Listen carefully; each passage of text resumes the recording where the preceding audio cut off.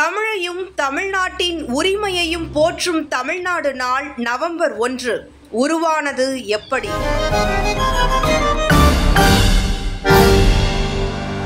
1956 November 1ஆம் நாள் தமிழ் மொழி பேசும் மக்கள் வாழும் பகுதிகள் ஒன்றிணைக்கப்பட்டு தமிழர் தாயகமாக சென்னை மாநிலம் உருவாக்கப்பட்டது.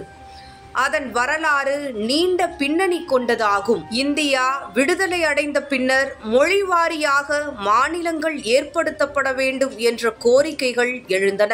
அரசியல் நிர்ணய சபையில் மொழி வழி மாநிலங்கள் அமைவதற்கு ஆதரவு தெரிவித்திருந்த நாட்டின் முதல் பிரதமர் ஜவஹர்லால் நேரு 1948 ஜூன் 17ஆம் நாள் அலகாபாத் உயர்நீதிமன்ற முன்னாள் நீதிபதி எஸ்.கே. தார் தலைமையில் ஒரு ஆணையத்தை அமைத்தார்.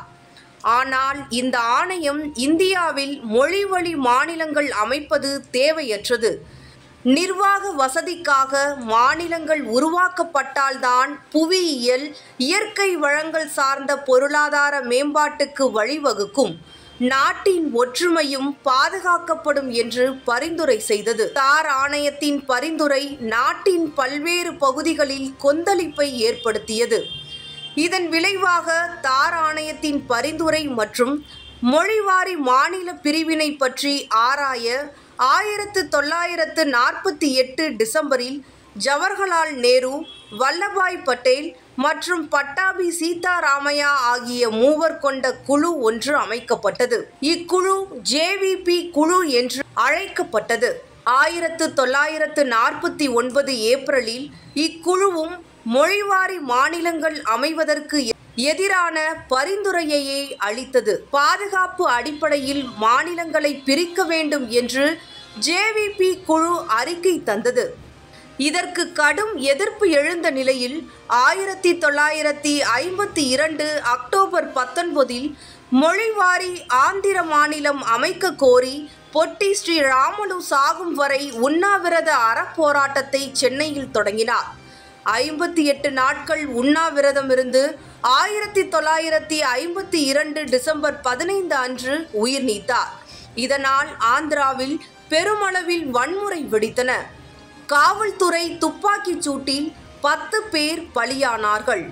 1952 டிசம்பர் 29 ஆந்திர மாநிலம் உருவாக்கப்படும் என்று பிரதமர் நேரு அறிவித்தார்.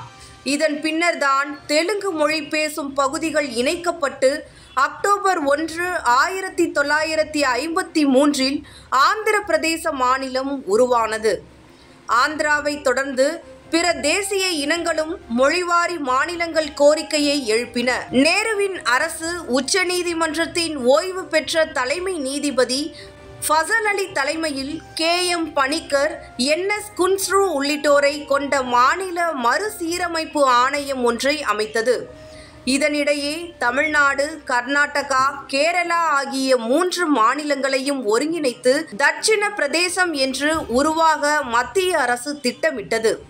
இதற்கு தந்தை பெரியார் கடும் எதிர்ப்பு தெரிவித்தார். முதல்வர் காமராஜர் இதற்கு இசைவு அளிக்கக்கூடாது என்று பெரியார் வலியுறுத்தினார். பின்னர் இத்திட்டத்தை கைவிட்ட இந்திய அரசு 1955 செப்டம்பரில் ஃபசல் ஆணையம் அளித்த பரிந்துரையின் அடிப்படையில் மாநிலங்கள் மறுசீரமைப்பு சட்டத்தை நாடாளுமன்றத்தில் நிறைவேற்றியது. அதன் பின்னர் 1956 நவம்பர் 1ஆம் நாள் மொழிவாரி மாநிலங்கள் பிரிக்கப்பட்டு அறிவிப்பு வெளியிடப்பட்டது. சென்னை மாகாணத்திலிருந்து தெலுங்கு, கன்னடம் மற்றும் மலையாளம் மொழி பேசும் மக்கள் அடங்கிய பகுதிகள் முறையே ஆந்திரா, கர்நாடகா, கேரளா மாநிலங்களுடன் இணைக்கப்பட்டன. தமிழ் மொழி பேசும் மக்களின் தாயகமாக சென்னை மாநிலம் உருவானது. மொழிவாரி மாநிலங்கள் அமைக்கப்பட்ட போது தமிழகம் பல பகுதிகளை இழந்தது. தமிழர் தாயகத்தின் எல்லைகளை வரையறுக்க வடக்கு எல்லை போராட்டமும் தெற்கு எல்லை போராட்டமும் மிக வீரியமாக முன்னெடுக்கப்பட்டன. Marshal Nesamani, SM Sam, Nathaniel, BS Mani உள்ளிட்ட தலைவர்கள் மக்களை திரட்டி தெற்கு எல்லை போராட்டத்தை நடத்தினர்.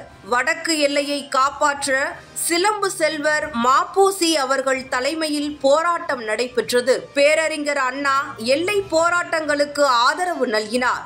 தமிழர் தாயகம் உருவான நவம்பர் 1 தமிழ்நாடு தினமான இந்த நாளில் எல்லை போராட்டத்தை முன்னெடுத்த தலைவர்களுக்கும் உயிர் தியாகம் செய்தவர்களுக்கும் வீர வணக்கம் செலுத்துவோம்.